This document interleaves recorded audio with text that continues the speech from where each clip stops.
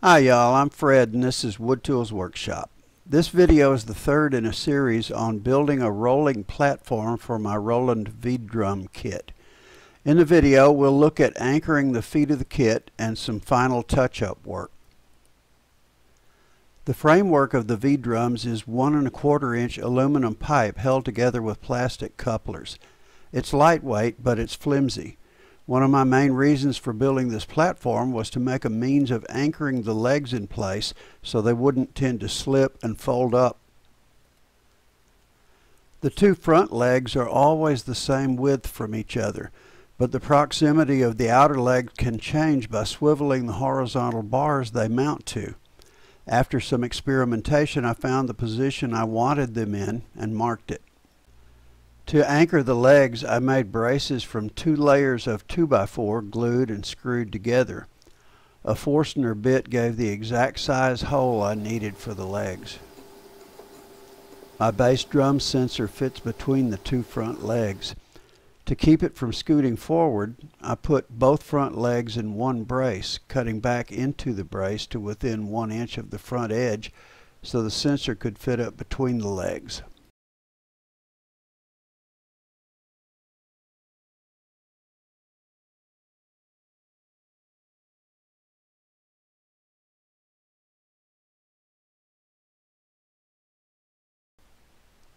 I jointed the 2 mating sides for a smooth, tight fit.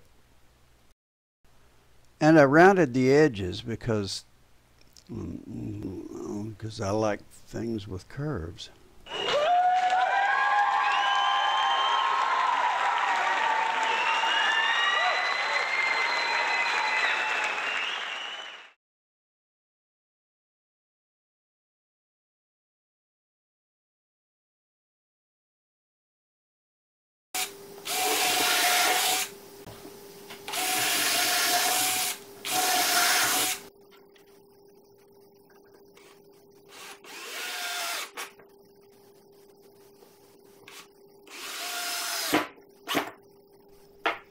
If you ever see me put in 2 screws when you know there should be, say, 22, just understand that I've shown you a representative sample.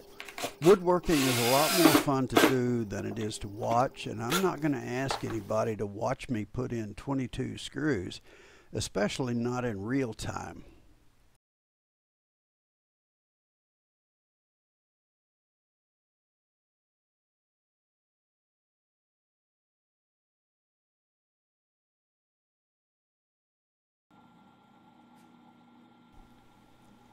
Since I made wheels for the platform, I might as well make a tongue for it too so I can pull it to where I want it. I made a swivel first. I would anchor it with a 1/2 inch carriage bolt and a lock nut. The bolt would come up through the platform and into the swivel, and I would hide the nut inside a larger hole where the bolt comes through. I drilled the large hole 3/4 of an inch deep and then finished with the smaller bit going all the way through. The reason for using the larger bit first is that I want both bits to touch the wood at their center points when they start. If I drill the smaller hole first, the larger bit wouldn't touch wood with its center point. Since the larger hole didn't go all the way through, the smaller bit's center point does touch wood when it starts. What I'm doing here is drilling a hole where I'll put a quick coupling pin through the swivel to attach the tongue to it.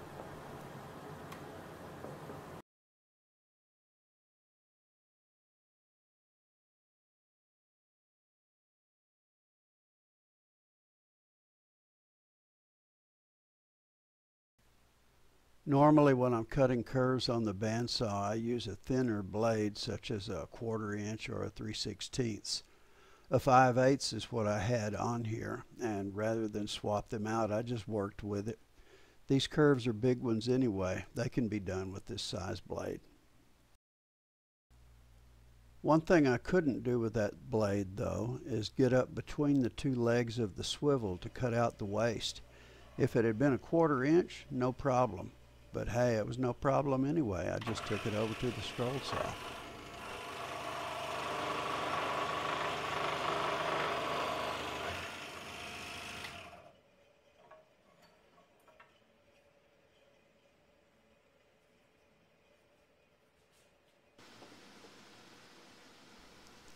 rounding the bottom end of the tongue. You might think this is unnecessary, but actually it turned out to be not enough, as I'll show you in a minute.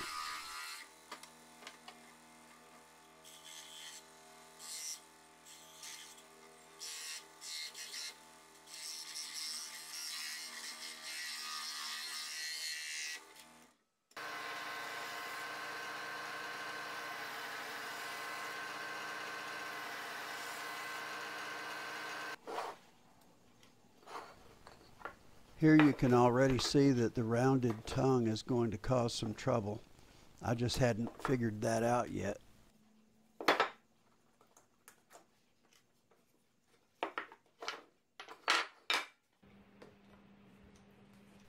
And here we have a classic case of bad camera positioning.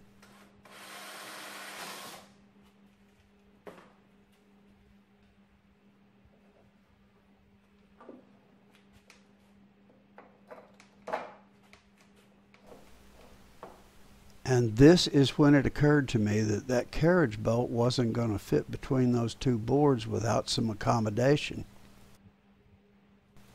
Hooray for Forstner bits.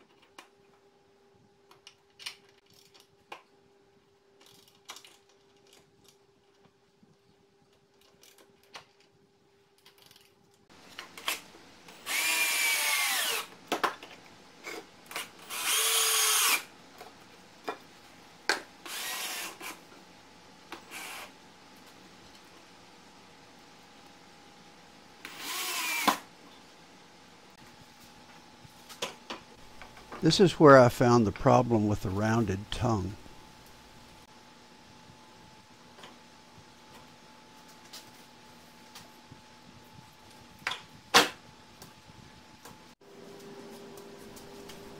It's too wide. It won't let the swivel turn.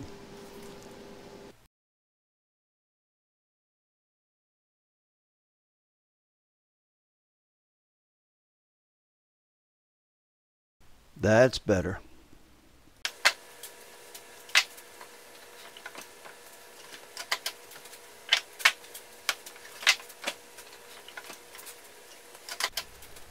After I marked where the leg braces were supposed to be, I moved the kit out of the way and screwed them on from the bottom.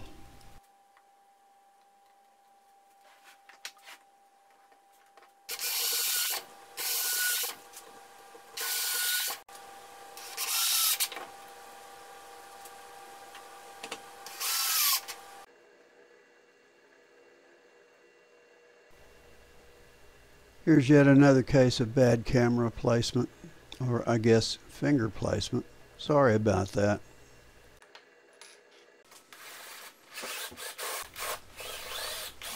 I drilled a hole through each leg brace, the leg, and the brace again on the other side, so I could put a bolt through them to hold the leg in place. Through the bolt itself, I drilled a small hole and inserted a cotter key. Much faster than a nut if I want to remove the bolt.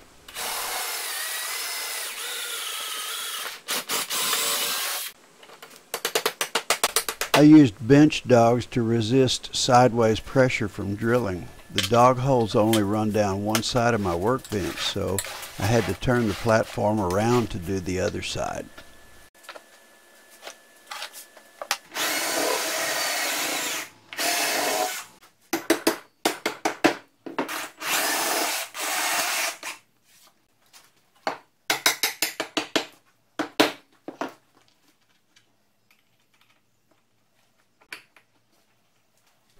The last thing I did was strengthen both sides of the platform with angle iron so that it wouldn't sag.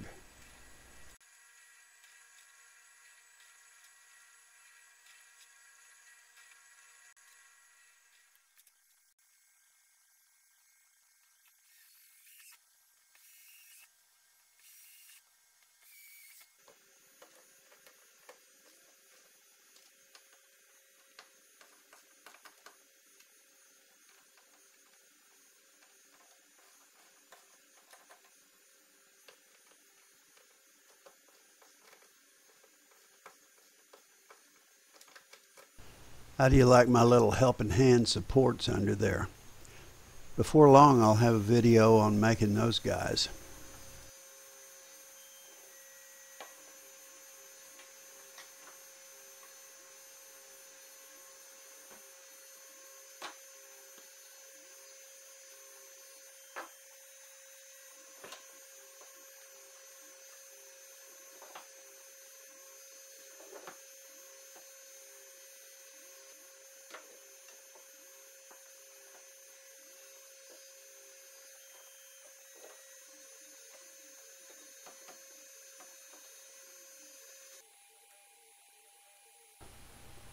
I used countersunk screws that came from the bottom up.